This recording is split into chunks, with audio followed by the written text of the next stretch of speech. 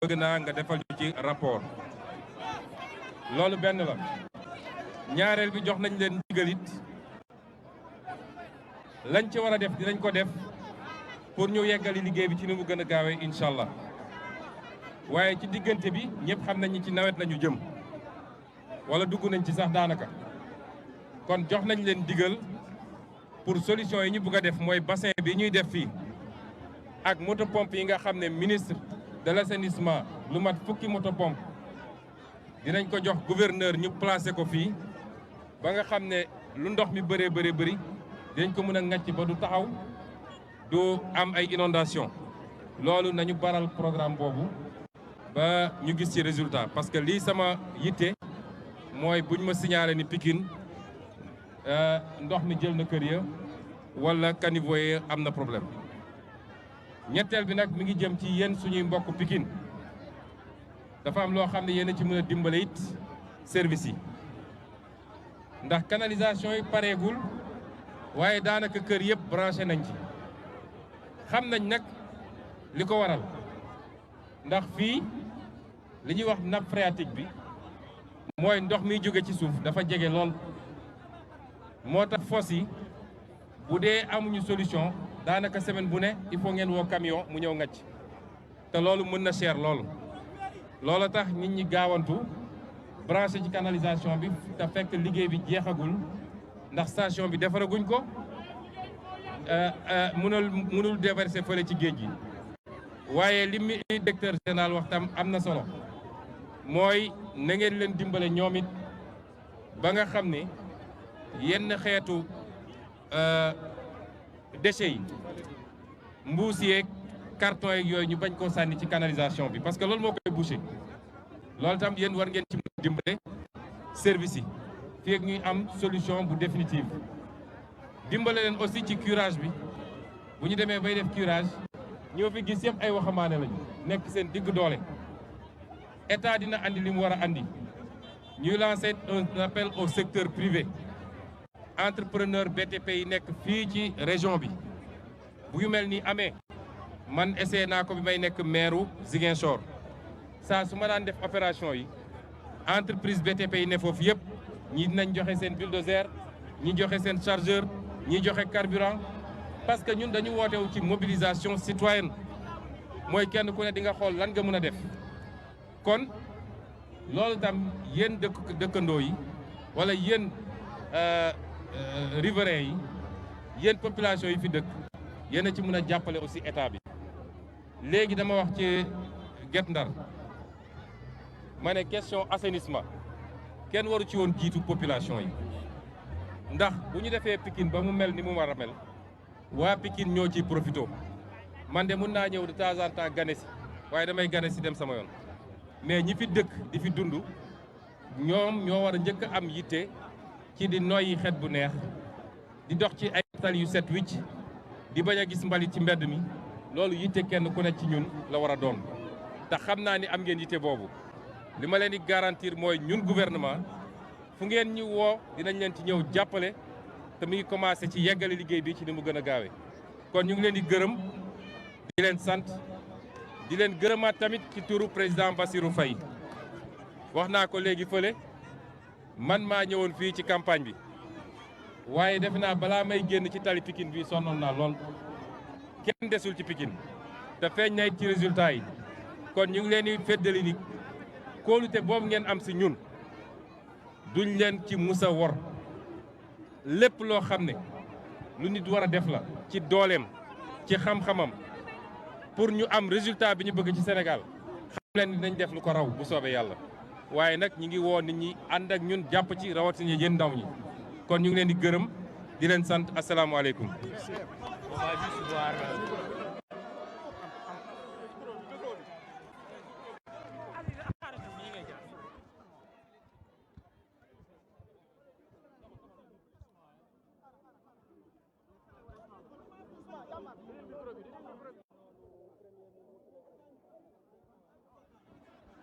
C'est le Premier ministre qui va procéder au lancement des travaux de cette journée d'assainissement ici au niveau de Pikine 700, le Premier ministre donc Ousmane Sonko qui s'apprête à Bon, Abdoulaziz, affaire bi seere na de.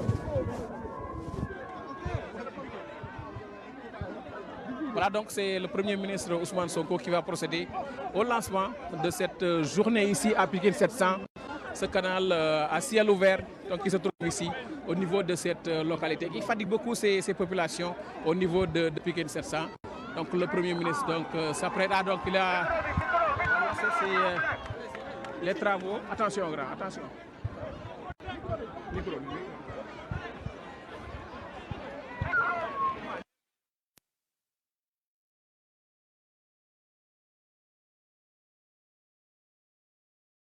Zizban, toujours, nous sommes avec le Premier ministre Ousmane Sonko qui est dans ce quartier de Pikine à Saint-Louis.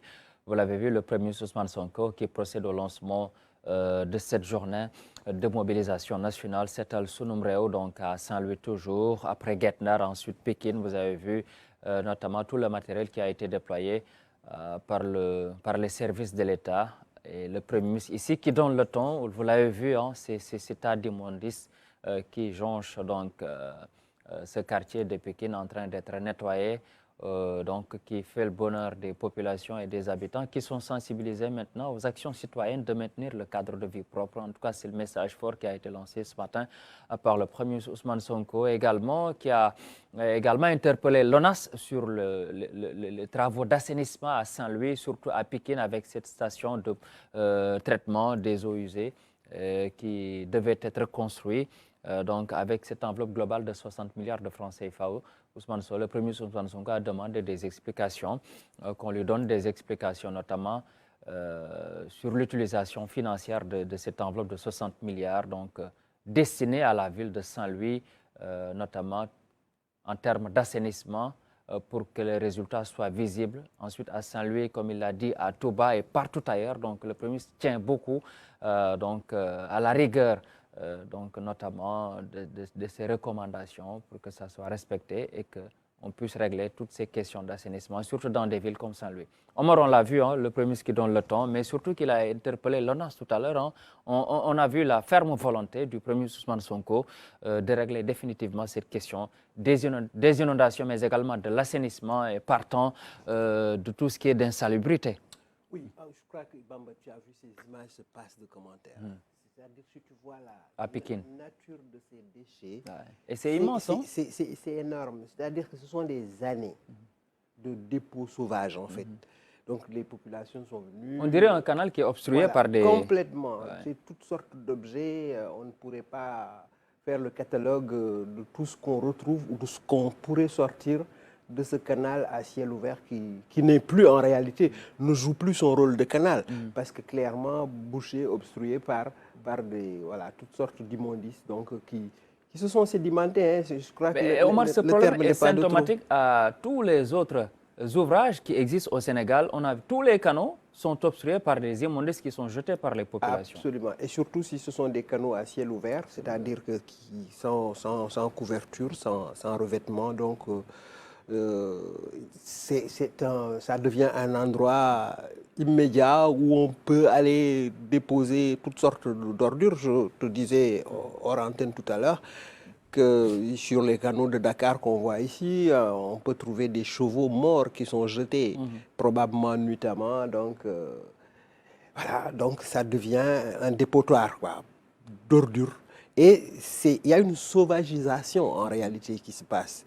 Donc les gens trouvent un endroit, commencent à mettre des ordures et les canaux ne sont pas faits pour ça, pour recevoir des ordures, mais pour recevoir des eaux usées ou des eaux pluviales, pour les drainer vers des stations ou alors vers la mer. Quand c'est le système, ça dépend des différents systèmes. Donc effectivement, lorsqu'on a écouté le Premier ministre Ousmane Sonko, son discours est relativement simple, hein, il est clair. On a mis 60 milliards dans ce projet. Je veux savoir aujourd'hui, parce que moi, ce que j'ai vu sur le terrain... Et jusqu'à présent, il n'y a pas de résultat. Il n'y a pas de résultat, à mon sens. C'est lui qui parle. Hein. Moi, je n'ai pas vu de résultat, en tout cas, qui puisse justifier la dépense de 60 milliards de francs. Et il dit que 60 milliards, d'où de Donc c'est beaucoup d'argent. Et donc même si apparemment... C'est aussi parce que l'ONAS disent demandait qu'ils encore... se sont, non, parce qu'ils 100 disent milliards. qu'ils se sont trompés un peu sur... Pour voilà, dire quoi. qu'ils se sont trompés, et maintenant Ce qu'il dit le d'ailleurs, montant global c'est 100 milliards. 100 milliards, c'est-à-dire qu'il faut ajouter 40 milliards. Mais l'autre défaut avec 60 milliards, les 40 milliards. Déjà, il y a une faute au niveau même des études. Ce qu'il dit, c'est qu'il y a une faute au départ. On ne peut pas se tromper d'autant de milliards et après venir dire non, on s'était trompé. À supposer même que vous vous soyez trompé.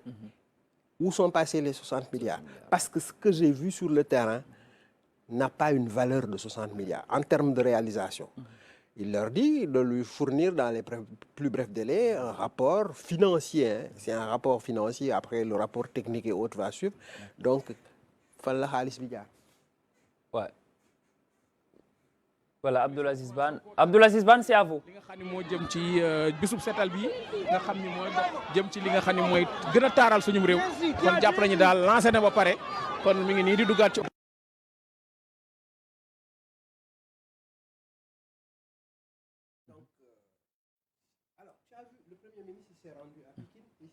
À Guet Ndar.